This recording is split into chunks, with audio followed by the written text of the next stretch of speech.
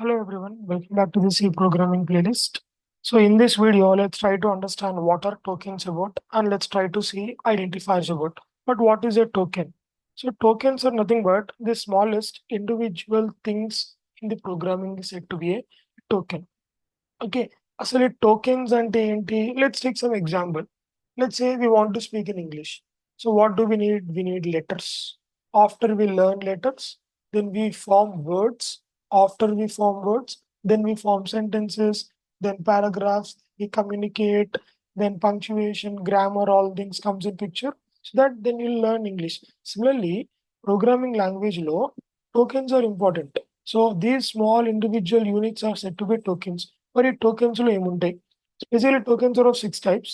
So you have identifiers, you have keywords, you have constants, you have strings, you have special symbols, and you have operators. So if you are completely aware of all these things, then you would be able to develop a C program.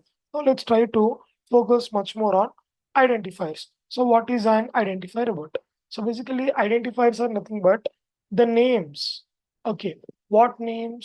The names what we give to variables, functions, classes, etc.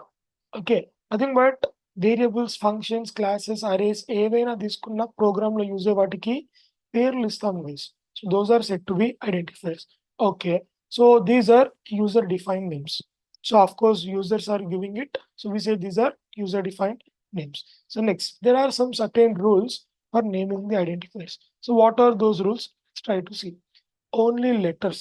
So letters means you can have see uppercase, lowercase means small a to z and capital A to capital Z can be used. And we can also use digits. అంటే ఈ names form చేసేటప్పుడు letters digits use చేయొచ్చు. అలాగే only one special symbol under score can be used. So only these are used. Okay, here now if I say we can start with letters and we can end with digits, or we can start with underscore and we can end with digits. So but we should not start with a digit.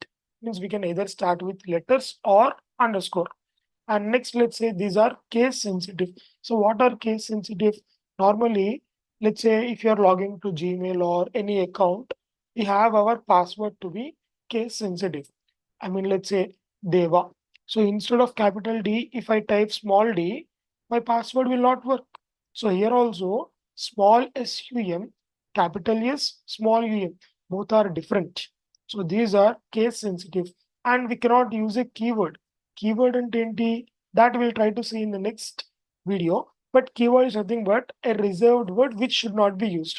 So keyword should not be used, and no special symbols are allowed, like negation, not, at the rate. Any special symbol is not allowed except underscore. So let's take some examples. So which are valid.